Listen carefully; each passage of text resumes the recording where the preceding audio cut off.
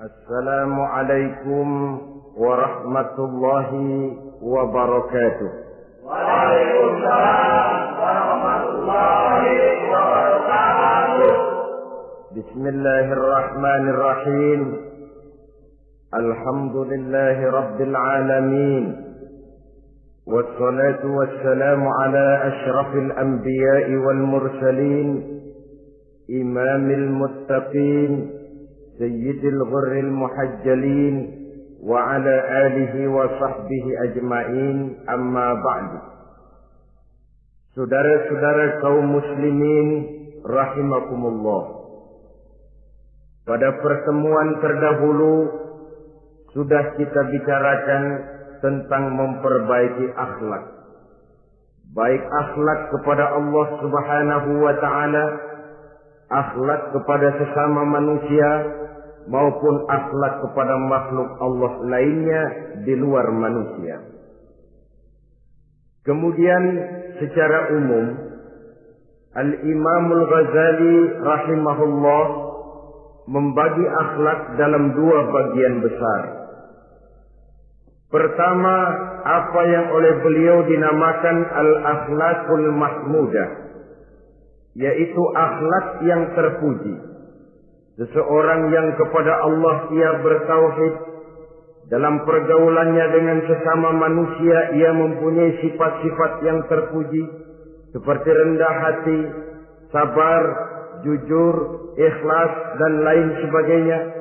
Kemudian dalam sikapnya kepada makhluk Allah di luar manusia, ia dapat mengembangkan nilai-nilai ihsan sesuai dengan tuntunan imannya. Ini seluruhnya dinamakan al-akhlaqul mahmudah atau akhlak yang terpuji. Kemudian yang kedua oleh beliau dinamakan al-akhlaqul mazmumah, yaitu akhlak yang tercela. Seseorang yang di dalam sikapnya kepada Allah mempunyai sifat-sifat kufur, baik dalam bentuk kemusyrikan, kemunafikan, atau hal-hal yang bisa menyebabkan ia menjadi murtad. Lalu dalam pergaulannya dengan sesama manusia, ia mempunyai sikap yang tidak terpuji, sombong, ria, ujub, dusta, khianat, suka menggunjing dan memfitnah, dan lain sebagainya.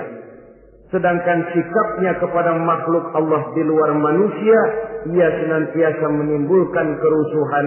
Itu seluruhnya dinamakan dengan al-akhlaqul mazmumah atau akhlak yang tercela. Untuk memperoleh akhlak yang baik, yang dalam bahasa populernya dinamakan al-akhlaqul karimah, para ulama sufi memberikan tuntunan. Pertama, melalui jalan yang disebut takhalli. Yang kedua, tahalli, dan hasilnya nanti akan membuahkan tajalli. Takhalli artinya mengosongkan diri dari segala macam sifat yang tercela.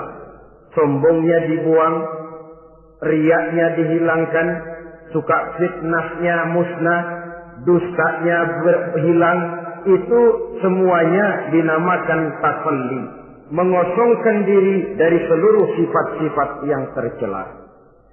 Apabila ini sudah berhasil dilaksanakan oleh seseorang, ia naik kepada tingkat yang selanjutnya dinamakan tahalli. Tahalli artinya menghiasi diri dengan seluruh sifat-sifat yang terpuji. Bila sombongnya hilang, berganti dengan tawadhu. Bila dustanya hilang, berganti dengan jujur. Bila khianatnya hilang, dihiasi hatinya dengan amanah, dan begitu selanjutnya. Hasil daripada tahalli, menghiasi diri dengan segala sifat-sifat yang terpuji, akan mengantarkan orang untuk sampai kepada tajalli, bisa menyaksikan kebesaran Allah Subhanahu wa ta'ala.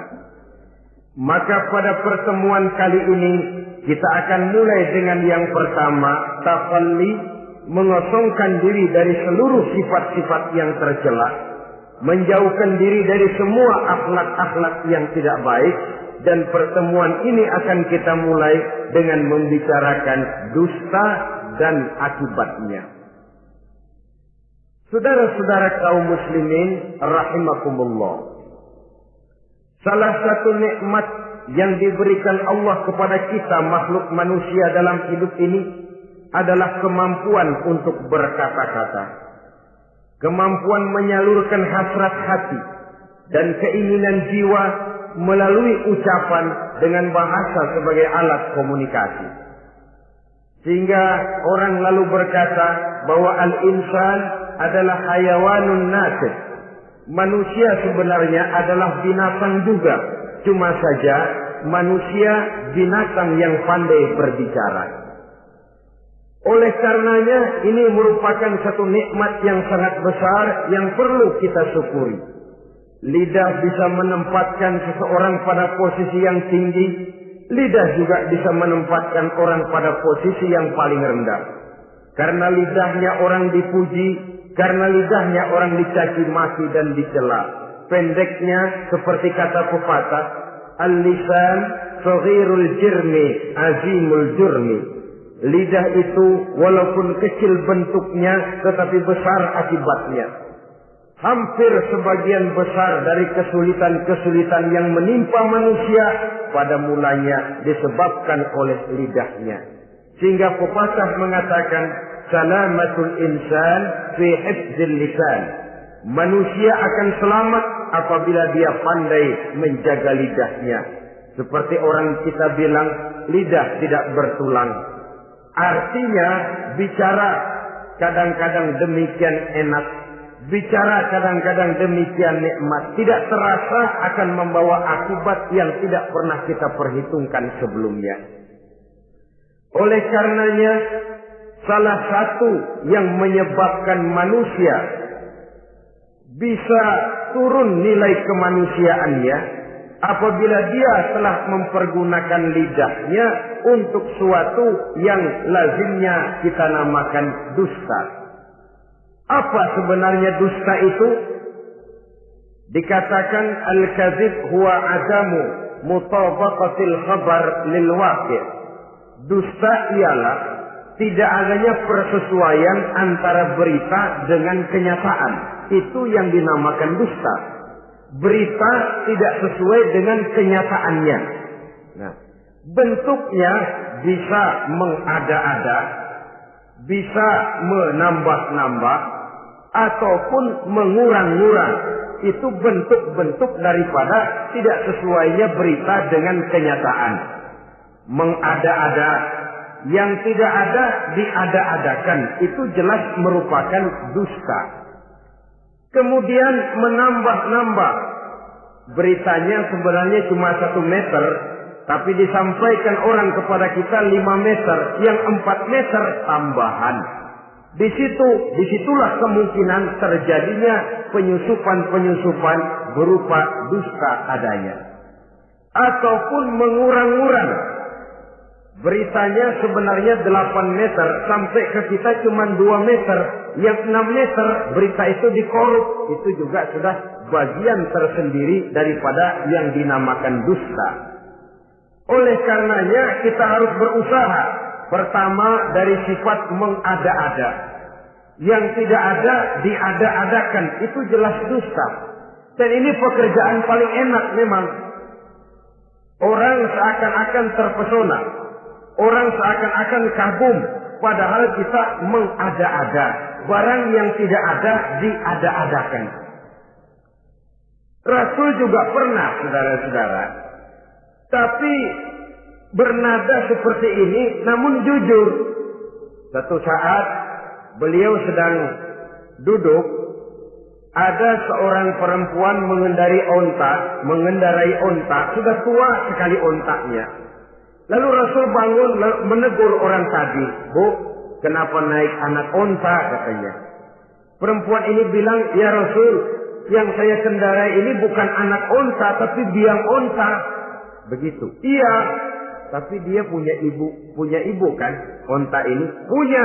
Nah, kalau dia punya ibu kan artinya dia anak juga." "Ya memang." "Nah, kalau begitu kan artinya ibu memang naik anak onta." "Lah ya iya kalau itu sih." Kelihatannya mengada-ada, tapi memang benar begitulah adanya. Gurau untuk menghidupkan suasana, tapi tidak terlalu berlebih-lebihan. Yang kedua jenis daripada dusta itu menambah-nambah. Ini juga paling enak. Orang sering bilang, kalau kita ngirim duit, jangan harap kurang, jangan harap tambah. Tapi kalau kita ngirim berita, jangan harap kurang. Duit kita kirim kepada orang, jangan harap tambah. Kurang, jangan harap kurang. Atau jangan harap tambah, kurang bisa.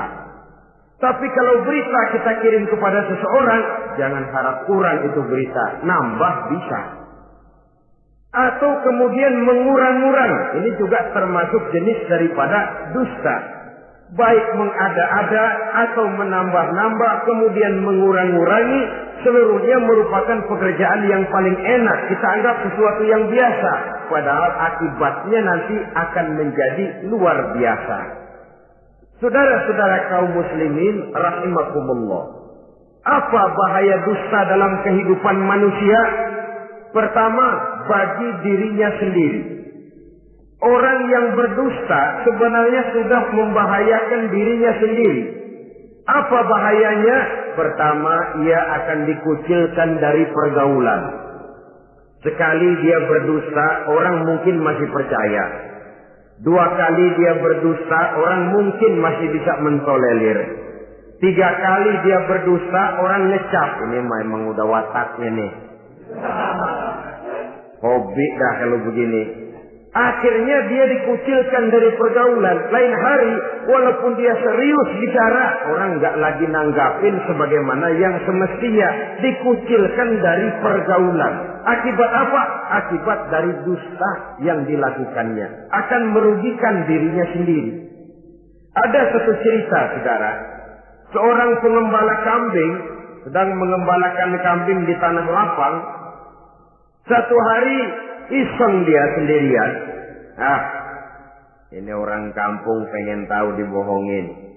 Teriak dia, "Tolong, ada serigala, ada serigala." Mendengar teriakan ini karuan, satu kampung orang nyaris keluar semua. Yang bawa pentungan, yang bawa golok, yang bawa pisau. "Mana serigalanya, mana?" Ini pengembala tadi nyengir. "Kagak ada. Gua bohongin lo." Sudah, pulanglah orang kampung ini. Sekali, besoknya begitu lagi. Keluar lagi orang kampung, ternyata juga tidak ada serigala. Pada hari yang ketiga, serigalanya benar-benar datang. Si pengembala tadi pucat, lalu teriak-teriak, "Tolong, ada serigala datang." Nah, orang kampung udah nandain. 2 kali kita dibohongin, ini paling dia bohong lagi.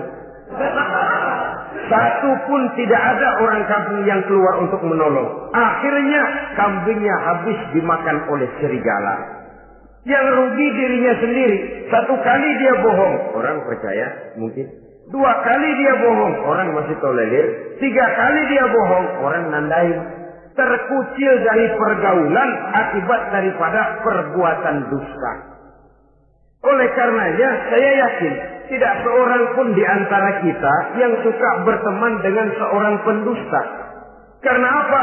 Seorang pendusta tidak akan segan-segan menjual temannya sendiri. Mengkambing hitamkan temannya sendiri. Artinya juga merusak pergaulan di dalam kehidupan ini. Penyakit yang bahaya yang kedua bagi diri orang yang berdusta itu sendiri, sifat dusta menyuburkan watak munafik. Nabi bersabda, ayatul munafiqi salatun. Tanda-tanda orang munafik itu ada 3. Tandanya, biasanya kalau tandanya ada, ya munafiknya insya Allah ada. Apa tanda orang munafik itu? Pertama, iza haddatsa kadzdzaba. Apabila berbicara selalu bohong. Belum pernah kalau bicara nggak bohong. Bohong itu sudah jadi lalapnya. Artinya nggak sumbrah ngomong kalau nggak dicampuri bohong. Seperti kurang enak makan kalau tidak pakai lalap. Ada saja bohong yang dibuat-buatnya. Ini ciri atau tanda daripada orang-orang munafik. Apabila berbicara selalu berdusta. 1. Yang kedua, wa iza wa'ada akhlafa. Apabila berjanji dia selalu ingkar. Selalu ingkar tanpa uzur yang dibenarkan oleh syar'i, itu termasuk ciri daripada orang-orang munafik. Karena itu kita oleh agama diajarkan jangan memastikan sesuatu. Pernah Rasulullah ditegur oleh Allah Subhanahu wa taala ketika datang orang bertanya, "Ya Rasul, Ashabul Kahfi itu sebenarnya berapa orang jumlahnya?" Ada yang bilang 5 orang, 6 dengan anjingnya. Ada yang bilang 6 orang, 7 dengan anjingnya. Ada yang bilang 8 orang, 9 dengan anjingnya. Yang benar yang mana Rasul? Rasul menjawab, besok. Jawabannya besok. Kenapa Rasul berani mengatakan jawabannya besok? Sebab beliau ngandelin. Biasanya kalau ada pertanyaan dari umat, lalu turun wahyu sebagai jawaban atas pertanyaan tadi. Sudah. Besoknya dari pagi Rasul nunggu wahyu turun. Enggak turun. Besok nunggu lagi. Enggak turun juga. Bingung. Sekali turun malah negur beliau. Wala taqulanna li syai'in inni fa'ilu dzalika ghadan illa ayyasha Allah. Kalau belum apa-apa Muhammad jangan berani ngeduluin. Besok. Semuanya hanya bisa terjadi dengan izin Allah. Illa ayyasha Allah. Oleh sebab itu harus diawali dengan insya Allah. Insya Allah besok saya pasti datang. Insya Allah ya karena kita beriman kepada Allah. Kepastian di tangan Allah. Pastinya karena kita memang berniat benar ingin datang. Kita kadang-kadang insya Allah ini jadi lalap sih. Asal dia bilang insya Allah udah tulen kagak mau dah. Besok ya, insya Allah enggak ya. Ini salah kaprahnya kita, saudara-saudara. Yang ketiga, ciri daripada orang munafik itu wa iza tumina khana. Apabila dipercaya, ia selalu berkhianat. Tidak pandai menjaga amanah dalam kehidupan ini. Tidak boleh mendapat satu kepercayaan lalu dikhianatinya kepercayaan itu. Maka jangan lupa bahwa kita diberikan lidah, kita diharuskan memelihara lidah. Dengan apa? Menjaganya daripada sifat-sifat dusta. Apabila berjanji, kita berusaha menepati. Apabila dipercaya, kita berusaha menjaga amanah. Kenapa? Mencari kepercayaan itu sulit, saudara. Tetapi memelihara kepercayaan itu jauh lebih sulit. Apalagi kalau yang bernama rahasia. Rahasia itu memang selama masih ada dalam hati.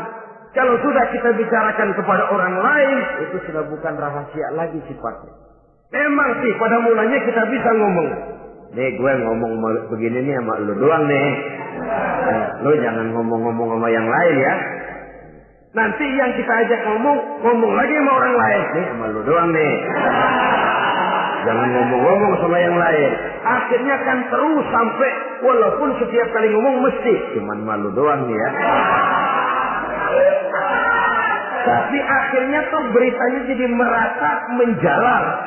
Kenapa? Rahasia adalah apa yang ada di dalam hati. Jikalau sudah kita bicarakan kepada orang, sudah bukan rahasia lagi namanya. Apalagi sifat manusia. Kalau dia lagi seneng sama kita, jangankan perbuatan kita yang baik, perbuatan kita yang salah pun masih dibenarkannya juga. Tapi kalau dia sudah jengkel sama kita, jangankan kita main judi, kita ngaji masih salah. Itu kalau orang sudah nggak senang itu ya begitu. Dia benci sama kita. Jangankan kita main judi, kita baca Quran masih salah. Tapi kalau dia senang sama kita, hampir matanya itu hilang dari penilaian-penilaian yang objektif. Oleh karenanya sifat dusta menyuburkan sifat kemunafikan di dalam diri seseorang, yang diantara tandanya tadi iza haddasa kadzaba, apabila berbicara ia selalu berdusta. Kemudian bahaya yang ketiga, orang yang selalu berdusta jauh dari ketenangan. Sebab apa? Pada saat kita mendustai seseorang, orang itu mungkin percaya, tapi makin dia percaya, makin tersiksa batin kita. Kenapa? Hati kita sendiri ngomong, lu percaya kok gue bohongin? Kita sendiri tahu bahwa kita bohong. Itu yang menyiksa batin. Jauh dari ketenangan. Apalagi akan timbul satu sifat was-was. Ntar dia tahu. Bagaimana kalau rahasia ketahuan? Bagaimana kalau dia tahu saya bohong? Ini akan menyebabkan seseorang jauh dari ketenangan hidup. Makin rajin dia berdusta, makin tersiksa jiwanya. Lain kalau hatinya sudah mati. Dusta memang sudah jadi profesinya, kebiasaannya. Tidak merasa menyesal, tidak merasa berbuat salah. Dusta itu sudah jadi hobi. Sehingga enak saja. Hati sudah jadi mati kalau sudah begitu. Dan sepanjang hati sudah jadi mati, itulah yang paling kita khawatirkan. Artinya nilai kita adalah bangkai berjalan dalam pandangan Allah Subhanahu wa ta'ala. Saudara-saudara kaum muslimin rahimakumullah. Oleh karenanya membahayakan diri sendiri dosa itu. Yang kedua, berbahaya bagi masyarakat banyak. Tentu saja apabila status sosial kita tinggi, makin luas akibat daripada kedustaan kita. Seorang kepala rumah tangga yang berdusta, seluruh keluarganya jadi rugi. Seorang kepala kampung yang berdusta, rakyat sekampungnya rugi. Seorang gubernur berdusta, rakyat satu provinsi rugi. Seorang pemimpin negara berdusta, rakyat satu negara rugi. Makin tinggi status sosial, makin besar akibat daripada suatu dusta. Oleh karenanya menimbulkan keresahan di tengah masyarakat. Masyarakat itu apa? Dimulai dari masyarakat yang paling kecil, rumah tangga. Kalau satu rumah tangga sudah diwarnai oleh sesuatu yang bernama dusta, maka ketenangan, ketentraman, kebahagiaan rasanya akan sulit terwujud di dalam rumah tangga itu sendiri.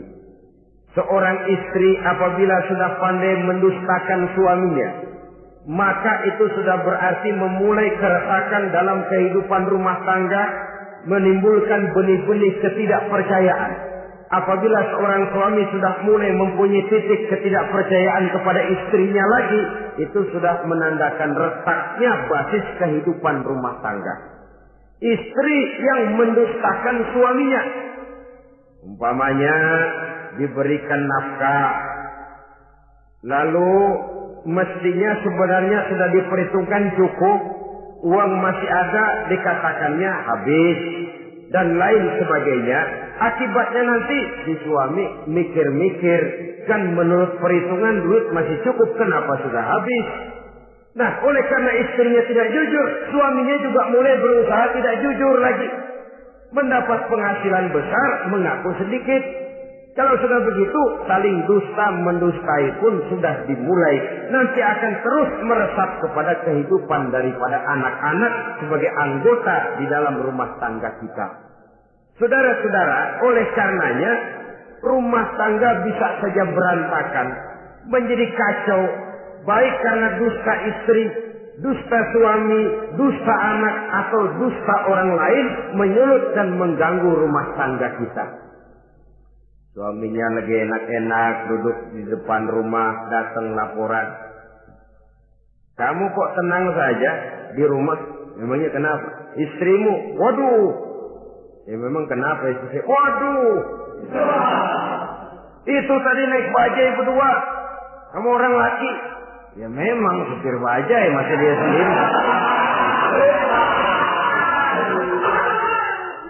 Tapi kalau berita ini digunting, dikat sampai di situ, kan nanti ini sudah menimbulkan suami mendengar istrinya naik bajai berdua dengan orang laki, tentu marah. Pulang istrinya sudah payah-payah dari pasar, dicaci maki dan lain sebagainya.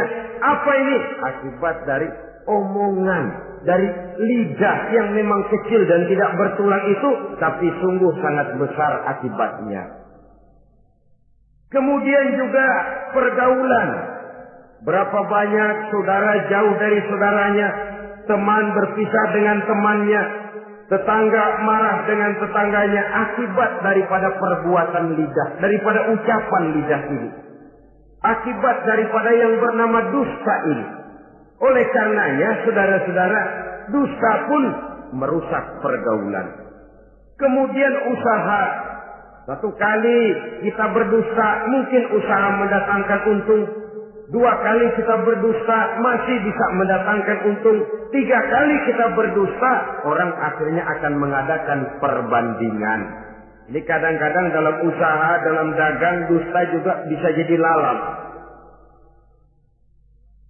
Orang nawar dagangan kita, berapa harganya bang? 500. 300 ya, tadi ada yang nawar 400, saya nggak jual. Padahal kagak ada yang nawar. Dia buat sedemikian rupa. Atau kadang-kadang tidak segan-segan memakai sumpah untuk membela kebohongannya. Ya, walaupun sebenarnya bukan sumpah, karena sumpah itu harus dengan lafzul jalalah, wallahi atau billahi, atau demi Allah. Kadang-kadang dengan kata-kata yang kasar. Modalnya cuma 500. Tapi ketika ditawar orang, yang bener aja nawar bu. Padahal ini saya beli modalnya aja 700 perak, biar mampus nih. Dia beli cuma 500, ngaku modalnya 700 pakai biar mampus lagi. Saudara hadirin yang saya hormati, sepintas mungkin orang percaya, mungkin orang yang tergerak untuk membeli, tapi kemudian keuntungan yang didapat dengan jalan berdusta itu bisakah membawa berkah dalam kehidupan kita? Rasanya tidak. Dan kalau sudah tidak membawa berkah, maka itu keuntungan itu tidak lagi akan mendatangkan ketenangan di dalam kehidupan. Oleh karenanya menjaga lidah ini memang berat. Sehingga dalam satu hadis lain Nabi bersabda, al-jannatu mustaqatun ila arba'ati nafar. Surga rindu, surga kangen kepada 4 macam manusia. Ini model. Biasanya manusia yang kepengen benar masuk surga, ini malah surganya yang rindu, kangen benar kepengen dimasuki oleh 4 macam manusia. Siapa mereka? Pertama, taliyil Quran. Orang yang gemar, hobi membaca Al-Quranul Karim. Orang yang gemar membaca Al-Quran dirindukan oleh surga. Apa membaca sekedar membaca? Ya, membaca Quran dan beribadah dari sebab membaca itu mengerti atau tidak mengerti artinya. Tapi jangan lupa, membaca adalah alat agar kita mengerti. Mengerti adalah sarana agar kita bisa mengamalkan dengan baik. Itu maksudnya. Baca Al-Quran agar kamu mengerti isinya. Kalau sudah kamu mengerti isinya, kamu bisa mengamalkannya dengan baik. Jadi sungguh pun yang dimaksud di sini adalah orang yang gemar membaca Al-Quran, tapi prosesnya setelah membaca orang mengerti. Sebab orang hanya bisa mengerti kalau dia sudah membaca. Kemudian apabila mengerti, dia terdorong untuk mengamalkan. Taliyil Quran bukan hanya orang yang sekedar gemar membaca Al-Quran, tapi juga yang membawa gaya hidup yang Qurani. Saudara-saudara kaum muslimin rahimakumullah. Taliyil Quran, orang yang gemar membaca Al-Quran dirindukan oleh surga. Yang kedua, wa mut'imil ji'an, orang yang memberi makan orang yang kelaparan. Nabi memberikan anjuran sangat, siapa yang ingin dekat dengan aku di hari akhirat nanti, bersahabatlah ia dengan yatim, dengan piatu, dengan janda-janda tua yang miskin, perlu uluran tangan, mereka yang hidup di bawah garis kemiskinan. Bila diberikan kelebihan rizki oleh Allah, bersahabatlah dengan orang yang tidak mampu. Mut'imil ji'an, orang yang memberi makan orang kelaparan, dirindukan oleh surga. Saudara-saudara kaum muslimin rahimakumullah, demikian besar perhatian Islam terhadap kepekaan sosial, terhadap kesetia kawanan sosial ini, sampai dalam ayat Al-Quran dijelaskan oleh Allah Subhanahu wa ta'ala, ara'aita allazi yukadzibu bid-din fadzalika allazi yad'u al-yatim wa la yahuddu 'ala ta'amil miskin. Tahukah kamu, kata Allah, siapa orang-orang yang mendustakan agama, beragama tapi dianggap mendustakan agama. Kalau sudah dianggap mendustakan agama, artinya imannya dusta. Dia sholatnya dusta. Dia puasanya dusta. Siapa mereka itu? Fadzalika allazi yad'ul yatim. Mereka orang-orang yang meninggalkan, menyia-nyiakan anak-anak yatim. Wala yahuddu ala ta'amil miskin. Dan tidak memerintahkan untuk memberi makan kepada orang-orang miskin. Kepada yatim kejam, sadis, tidak punya kemanusiaan sama sekali. Maka mungkin kita yang rajin sholat, mungkin kita yang sudah 4-5 kali berhaji, bisa saja terhalang masuk surga. Karena di sebelah rumah kita ada anak yatim piatu, merintih kelaparan, menggigil kedinginan. Kita tahu, kita mampu, dan kita diam saja tidak mau memberikan pertolongan. Itu yang mungkin bisa menghalangi kita untuk sampai ke surga. Oleh karenanya, salah satu jenis manusia yang dirindukan oleh surga, mut'imil ji'an, orang yang memberi makan orang yang kelaparan. Yang ketiga, orang yang dirindukan oleh surga, wasa'imina fi Ramadan, orang yang melaksanakan ibadah puasa di bulan suci Ramadan. Dan yang keempat, ini yang ada kaitannya dengan masalah kita, wa hafizil lisan. Salah satu manusia yang dirindukan oleh surga ialah orang yang pandai menjaga lidahnya. Artinya dia bisa menempatkan diri, kapan waktunya bicara, kapan waktunya diam. Orang bilang memang kalau bicara itu perak, diam itu emas. Maksudnya diam lebih berharga daripada bicara. Tapi orang memang harus pandai menempatkan diri. Artinya tahu kapan waktunya bicara, kapan mestinya diam.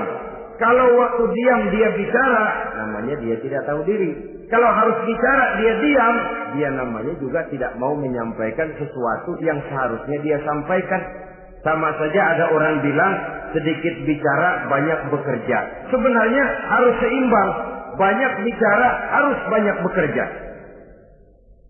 Biasanya kalau sedikit bicara banyak bekerja itu dua kemungkinan. Kalau nggak main catur, maling. Yang namanya maling bicaranya sedikit. Maling buka jendela lalu berbisik sama temennya, udah tidur. Ngomongnya segitu, selebihnya dia kerja serapi-rapinya.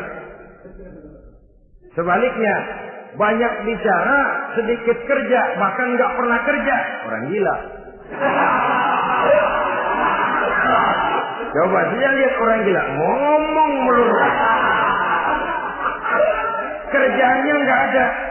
Jadi oleh karena itu memang harus seimbang. Pendeknya kita harus tahu kapan mesti bicara, kapan mesti diam. Kalau menghadapi kebatilan kita diam, kata Nabi, as-sakitu 'alal batil syaitanun asraf. Orang yang diam menghadapi kebatilan, setan gagu. Masya Allah, saudara-saudara. Ada munkarat, ada maksiat maksiat, ada kebatilan, ada kezaliman, dia diam tidak mau menyampaikan yang benar, itu setan ganggu. Sehingga dikatakan qulil haqqa walau kana murran, sampaikan, katakan yang benar walaupun pahit. Dan memang menyampaikan kebenaran bukan main pahitnya, bukan main getirnya, banyak resikonya. Tapi ini sesuatu yang harus kita sampaikan. Sebab kata Nabi tadi, orang yang diam menghadapi satu kebatilan sama saja dengan setan gagu. Orang yang pandai menjaga lidahnya dirindukan oleh surga. Dan ini walaupun kelihatannya pekerjaan ringan, kecil, berat, saudara-saudara. Bahkan diceritakan Nabi Ibrahim itu pernah nangis di hadapan Allah Subhanahu wa Ta'ala. Ketika ditegur, ditanya, kenapa kamu menangis Ibrahim? Saya ini seumur hidup pernah 3 kali berdusta, ya Allah. Bagaimana saya tidak bingung mempertanggungjawabkan ini di hadapanmu?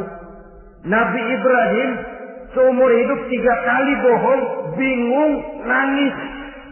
Kita sehari 16 kali bohong, nyengir aja.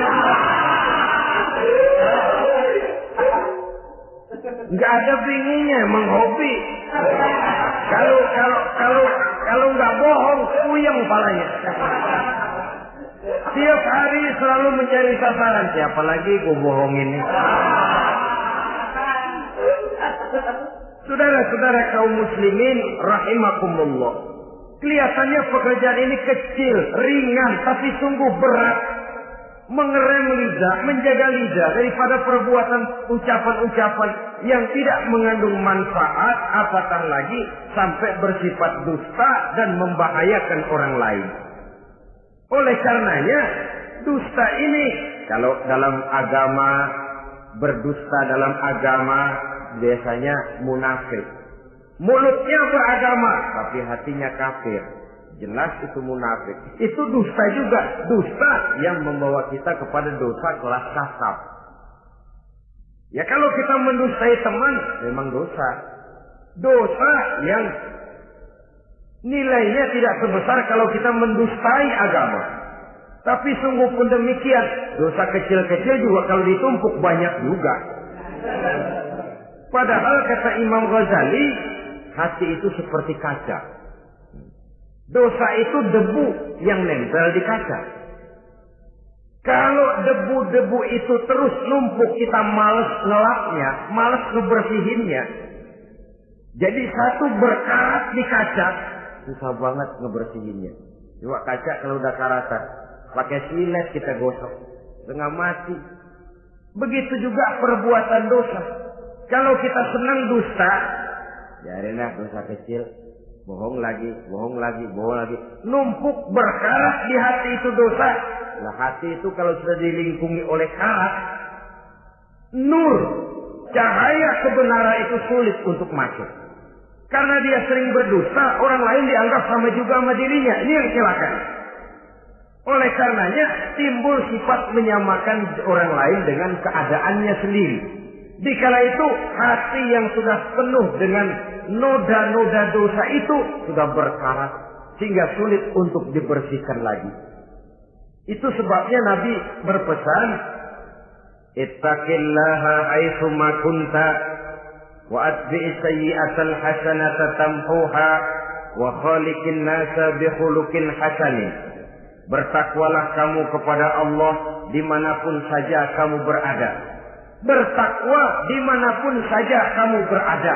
Di pasar takwa kita, di kantor takwa kita, di masjid takwa kita, di rumah tangga bertakwa kepada Allah dimanapun saja kamu berada. Kita sih kadang-kadang takwa juga cuman musinan. Takwa kita pakai tempat. Asal lagi duduk di masjid, dengerin pengajian, denger kiai pidato, manggu takwa bener. Aduh. Keluar dari masjid, teler aja lagi.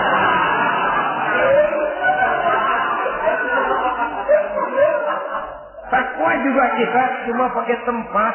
Nabi pesan dimanapun kamu berada, ittaqillah haitsu ma kunta.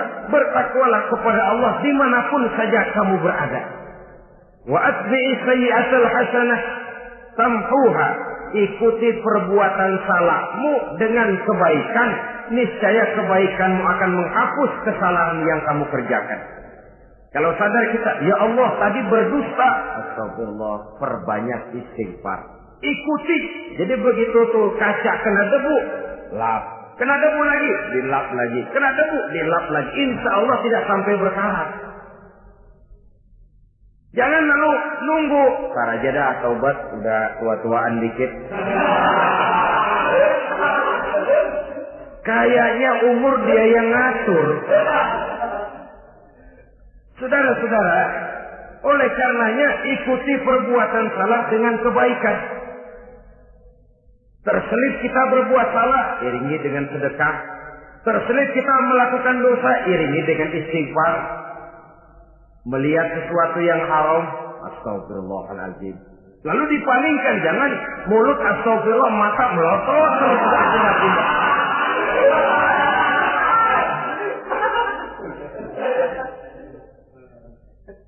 Wa khaliqin nasa bi khuluqin hasanin, dan bergaulah dengan manusia mempergunakan akhlak yang baik. Ini pesan daripada Rasulullah sallallahu alaihi wasallam.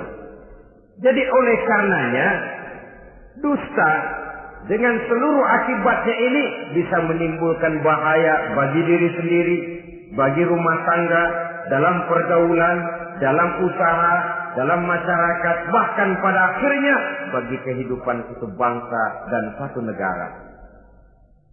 Lidah yang kecil tapi besar akibatnya bisa menyengsarakan manusia atau menempatkan manusia dalam satu posisi yang tinggi. Kalau kita adakan satu perbandingan, Nabi Ibrahim seumur hidup 3 kali saja berdusta, nangis di hadapan Allah. Kita yang hampir tidak ada hari, ya kalau orang sekarang bilang tiada hari tanpa olahraga. Rasanya kita kalau mau jujur bisa juga bilang tiada hari tanpa bohong. Pernahkah kita menangis menyesali dusta yang sudah kita lakukan? Berapa banyak orang yang sudah kita janjikan kita gantung dengan janji itu. Padahal dia punya hajat yang demikian sangat bergantung kepada kita. Tapi lidah ini enak saja. Gampang dah. Tar. Sok. Gampang dah itu mah. Beres dah beres. Enggak ada yang enggak beres. Semuanya kalau lidah kita beres, gampang, ntar, besok, enak, endah aja dah.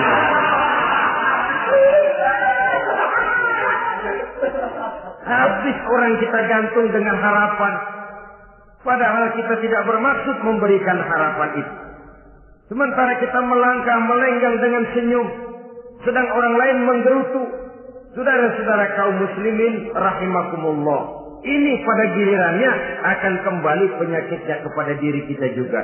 Menyuburkan watak munafik, mengucilkan kita dari dalam pergaulan, dan menjauhkan kita daripada ketenangan hidup. Karenanya dusta memang berbahaya. Dalam perjuangan, dusta akan menimbulkan watak pengkhianatan. Dusta juga bisa menyebabkan munculnya musuh-musuh dalam selimut, yang pura-pura berteriak membantu perjuangan tapi di belakang mencari titik kelemahan kita. Oleh karenanya, mencari teman yang bisa diajak tertawa itu gampang. Mencari teman yang mau diajak menangis itu sulit. Mencari teman yang mau diajak nyanyi banyak. Tapi mencari teman yang mau diajak berkeluh kesah itu yang langka. Oleh karenanya, di dalam kehidupan ini untuk menjaga lingkungan pergaulan, mari kita berusaha untuk menjaga lidah dengan sebaik-baiknya. Nah, apa semua bohong tidak boleh?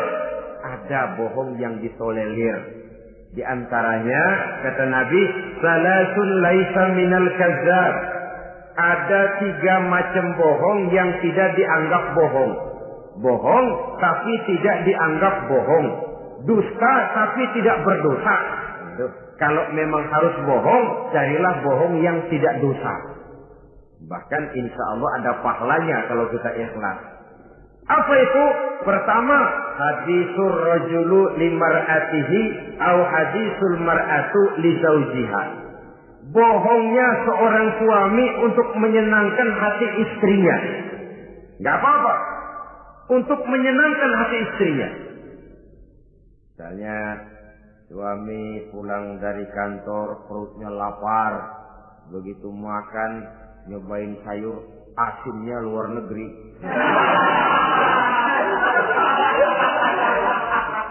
Baru dicobain sedikit suaminya udah celam-celam, melotot matanya. Istrinya negor, "Bang, sayur keasinan ya?" Enggak. Soal keasinan bagus. Cuma tadi di kantor saya sudah diajak makan oleh teman, jadi masih kenyang. Simpan sajalah, nanti sore kita baru makan. Lapar, kesel, jongkok, tapi karena mau menyenangkan istri. Enggak. Atau sama saja dustanya seorang istri untuk menyenangkan hati suaminya.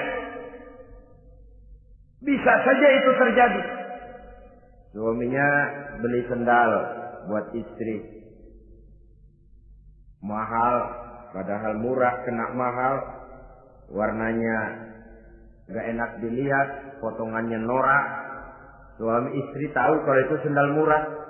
Suaminya tanya, "Bagaimana, Bu, sendal yang saya beli?" Waduh, cakep bener, Bang. Luar biasa. Tangga kita mana ada yang pakai sendal begitu. Memang kagak ada, jelek.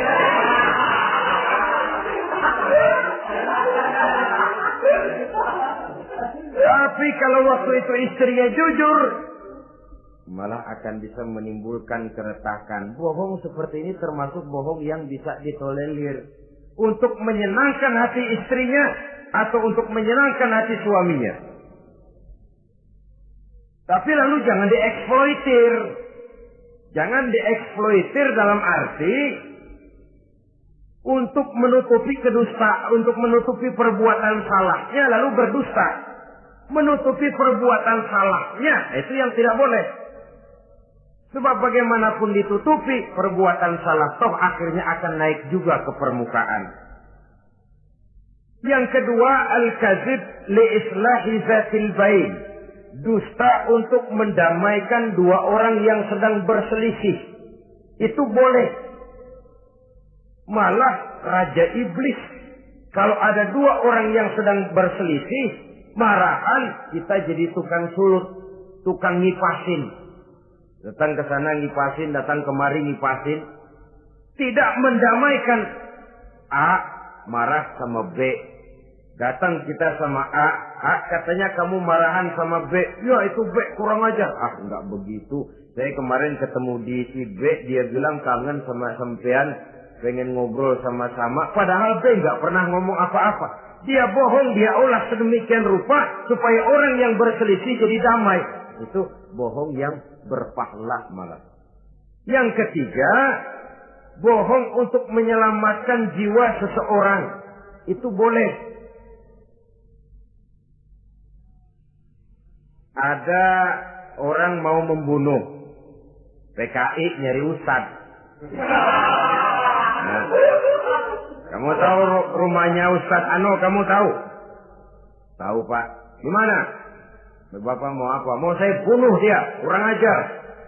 Oh, orangnya nggak ada, Pak. Kemana? Nggak tahu, keluar negeri, keluarnya lagi kali dah. Jauh. Padahal orangnya ada di dalam, tapi dia berdusta untuk menyelamatkan jiwa orang yang sedang terancam. Itu malah boleh, bukan saja boleh, berpahala, malah berdosa kalau waktu itu dia jujur. Mau cari ustaz buat apa, Pak? Mau saya bunuh? Ada, Pak, di dalam. Ada.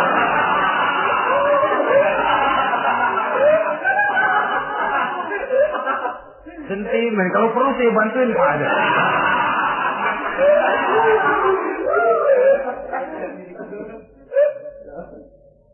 Hanya jenis bohong-bohong seperti ini yang bisa ditolerir. Itu akibat di dunia, saudara.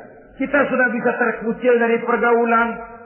retak rumah tangga, usaha mengalami kebuntuan, masyarakat mengalami keresahan akibat dusta. Di akhirat nanti, na'udzubillah, summa na'udzubillah. Kita baca dalam riwayat Mi'raj, Rasul melihat orang yang lidahnya menyengser ke tanah, digunting, putus, bersambung lagi, digunting lagi, putus lagi, bersambung lagi. Kadang dituangi dengan coran api neraka. Na'udzubillah, coran neraka. Kita nginjak puntung aja lompat. Ini mulutnya dituangi dengan coran dari neraka. Innalillahi wa inna ilaihi raji'un. Ya, tapi kalau dituangi coran begitu dari neraka kan terus mati sekaligus. Ya, kalau terus mati lumayan. Neraka itu kata Quran, kullama nadijat juluduhum badalnahum juludan ghairaha liyazuqul azab. Tiap kali hancur kulitnya, kami buatkan kulit yang baru. Diazab lagi, hancur lagi, dibuatkan lagi. Untuk apa begitu? Liyazuqul azab, biar dia rasain. Kalau sekali kemplang mati mah enak. Pokoknya diazab di neraka, digejrot, mati, selesai. Lumayan. Ini nggak ada matinya. Penyet, bangun lagi, kemplang lagi, persis salam cemen.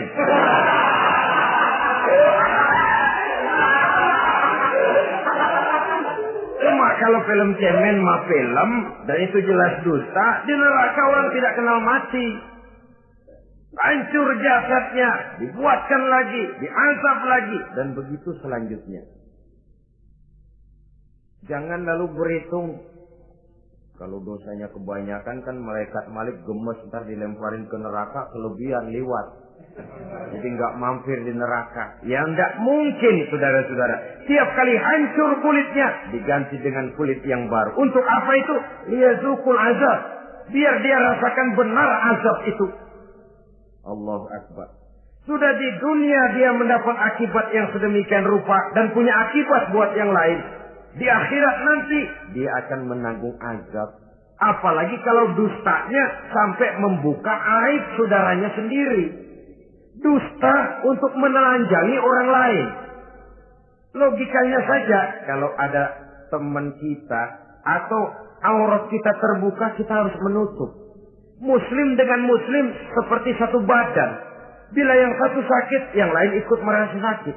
Bila yang satu tercela, yang lain ikut merasa tercela. Dikala itu, kita harus justru menutupi aib orang lain. Malahan Nabi mengatakan, siapa yang menutupi aib saudaranya di dunia ini, saudaranya muslim, Allah akan menutupi aibnya di akhirat nanti. Kita kadang-kadang bukan nutupin sih, malah ngorek-ngorek. Kadang-kadang nggak tahu aja belaga tahu. Ya, gue dengar anak. Banyakan dia nipasinnya. Saudara-saudara kaum muslimin rahimakumullah. Begitu lidah yang suka berdusta digunting dari gunting api neraka, terpotong dibulatkan lagi, terpotong dibuatkan lagi, tidak henti-hentinya sampai kepada hari akhirat nanti. Karena itu berlindung kita kepada Allah. Jangan sampai diberikan lidah yang gemar berdusta. Tapi lidah yang gemar mengatakan yang benar walaupun terasa pahit. Mengucapkan kebenaran itu besar resikonya. Panjang jalannya, banyak akibatnya. Mencegah kemunkaran besar resikonya. Tapi itu harus kita lakukan. Setidaknya mencegah kemunkaran. Rasulullah sallallahu alaihi wasallam dalam satu hadis menyatakan iyyakum wal kadziba fa innal kadziba yahdi ilal fujuri wal fujuru yahdi ilan nar. Hati-hatilah kamu daripada sifat dusta, sebab sesungguhnya dusta membawa kepada perbuatan durjana dan perbuatan durjana menggiring orang kepada neraka. Mula-mula memang ucapan, dari ucapan orang melangkah kepada perbuatan, dan perbuatan itulah yang akan jadi penilaian Allah. Jikalau baik, dia akan menyebabkan kita ke surga. Jikalau tidak baik, perbuatan kita jugalah yang akan menjerumuskan kita ke dalam neraka. Dimulai dari suka berdusta. Akibat lidahnya gemar berdusta, perbuatannya pun merupakan perbuatan dusta. Suka pura-pura, mental munafik. Artinya hilang sifat kejujuran dalam dirinya. Apabila ini sudah melembaga dalam kehidupan seseorang, sulit dia melepaskan diri dari cengkraman dusta itu sendiri. Untuk jangka pendek di dunia ini maupun jangka panjang di akhirat nanti, dusta hanya akan membawa malapetaka bagi diri yang bersangkutan dan juga bagi orang lain. Benar kalau tadi pepatah mengatakan salamatul insan fi hifdzil lisan. Bahkan ada yang bilang kalau lidah lukai hati, kalau pedang lukai tubuh, masihkan ada harapan sembuh. Kalau lidah lukai hati, kemana obat hendak dicari? Kita tampar orang dengan tangan 2-3 hari, 2-3 jam bahkan sudah hilang bekas tamparan itu. Tapi kita tampar orang dengan lidah, dengan ucapan, seumur hidup dia akan tetap ingat. Kita bohongi orang, kapan ketemu dia ingat nih, dia nih. Nih yang kerjanya bohongin melulu. Gimana aja ada bohongnya. Kalau sudah dicap sebagai pendusta, kita memang nggak tahu, tapi tiap kita jalan orang iringi perjalanan kita. Pembohong, pembohong. Saudara, masyarakat ini punya hukum yang tidak tertulis, tapi lebih kuat dan lebih kejam daripada hukum yang tertulis. Sehingga lalu orang mengatakan sekali arang tercoreng di dahi, seumur hidup orang tak percaya. Ini artinya hukum masyarakat itu lebih kejam daripada hukum yang tertulis. Sekali kita dicap sebagai pendusta, lain kali kita mau benar-benar banget juga. Aku benar-benar banget ini, sumpah dah. Alah, sumpah lo udah lalap dah, kagak laku. Ya Allah, kita sumpah pun orang gak percaya. Ya kalau binatang kita pegang ekornya barangkali. Tapi kalau orang jelas omongannya yang kita pegang. Nah kalau omongannya sudah nggak bisa dipegang, apanya lagi yang kita harapkan? Oleh karenanya saudara-saudara, lidah yang kecil bentuknya tapi besar akibatnya ini harus diisi dengan nilai-nilai iman. Lidah yang sudah dimasuki nilai iman akan berat untuk berdusta, berat untuk memfitnah, berat untuk menggunjing, ringan untuk mengucapkan yang baik, ringan untuk zikrullah, ringan untuk baca Quran, ringan untuk musyawarah terhadap hal-hal yang baik. Lidah yang ada imannya, aduh berat saja kalau sudah memfitnah orang, berat kalau harus menggunjing orang. Tapi lidah yang belum ada imannya, nyelonong saja. Licin kalau diajak fitnah, licin kalau diajak ngata-ngatain orang, licin kalau diajak mengadu domba orang lain. Dan ini akan berakibat nantinya timbulnya keretakan, keresahan sejak dari pribadi, rumah tangga, masyarakat luas. Akibat apa? Dusta. Dari sekian dusta yang paling kita khawatirkan adalah kalau kita sampai dicap oleh Allah sebagai pendusta agama. Beragama tapi dianggap pendusta. Agama sekedar lipstik, agama sekedar dekorasi, agama sekedar penghias kartu tanda penduduk, tapi hidup jauh dari tuntunan nilai-nilai agama. Pendusta-pendusta agama semacam ini pada gilirannya akan terkena penyakit yang disebut munafik. Iman lidahnya tapi kufur hatinya. Islam ucapannya tapi kufur perbuatannya. Nah, ini resikonya sangat besar. Adapun dusta-dusta kepada orang lain, dosa ya dosa, tapi dosa yang mudah untuk bertaubat. Kalau saya katakan mudah untuk bertobat, saya bukan merangsang kita untuk berdusta, bukan. Tetapi jangan lupa seperti saya katakan tadi, bagaimanapun ringannya satu dosa, kalau ditumpuk dan ditumpuk, dia akan berurat, berakar dan berkarat di hati kita. Dan bukankah hati itu merupakan cerminan dari seluruh panca indera?